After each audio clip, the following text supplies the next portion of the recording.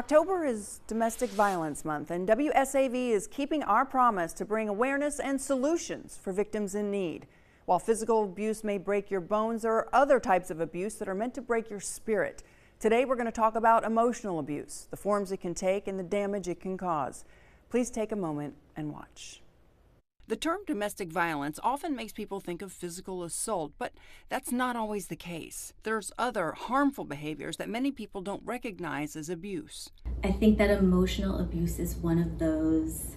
It's very broad and sometimes is so subtle and so covert that people just don't know. Emotional abuse is a subtle form of manipulation, and it comes in many forms. The primary motivation for abusers is to gain and maintain control of the victim. The abuser wants to control the victim, meaning he wants that victim to totally depend and rely on him or her, depending on the situation. Doretha Rice from Safe Shelter in Savannah says perpetrators use demeaning behaviors to beat down a victim's self-esteem.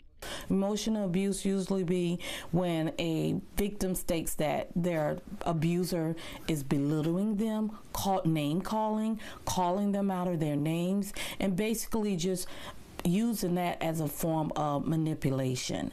Abusers do this because a person with a weakened spirit is easier to control. Other manipulative behaviors include name-calling, hypercriticism, isolating the victim, and excessive jealousy or possessiveness.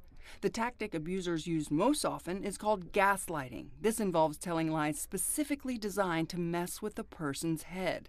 Mary Hubbard of Shrink Savannah explains why it's effective. Well, it denies the person's reality, and then in turn makes them feel crazy, right? And then they're really confused. Once again, a confused person is easier to control. Victims may begin to slowly develop feelings of shame, hopelessness, and fear. They may be in denial that they're being abused or think they can deal with it. Because the person isn't physically hurting them, they think it's okay and allow it to go on. That's when a victim may begin to experience anxiety or depression, insomnia, isolation, and shame. If this situation continues, the conditions can turn into long-term psychological damage like post-traumatic stress disorder. If a victim is experiencing emotional abuse, it can lead to psychological abuse. This is when you step into the realm of mental health. Our clients, we've noticed that they experience forms of depression, meaning forms of PTSD. The Office on Women's Health says prolonged exposure can have harmful effects on the brain and body. A victim can develop chronic pain or sustain damage to the nervous system. Mentally, they can spiral down into a dark and dangerous place. Advocate Karen Alston knows how bad it can get because she's been there. They become suicidal. They get to the point where they say, this is what I said. I'd rather die than to be alive and live it in hell. Emotional abuse is dangerous, but there are things a victim can do at home to take steps toward recovery. The National Domestic Violence Hotline says eating and sleeping well keeps the brain sharp. Walking or just having some fun has been shown to reduce stress and release dopamine, which can counteract depression. Having a safe exit plan and a support system can help a victim take action when the time is right. And finally, seeking professional help through therapy and support groups.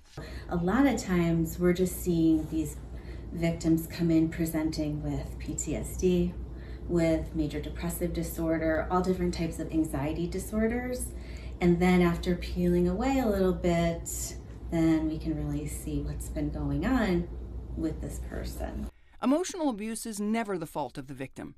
Advocates say victims should seek help when they're ready in whatever way they feel comfortable. Remember, any type of abuse is serious, and no one deserves to experience it. There is hope, and there are people that believe you and want to genuinely help you. Be safe.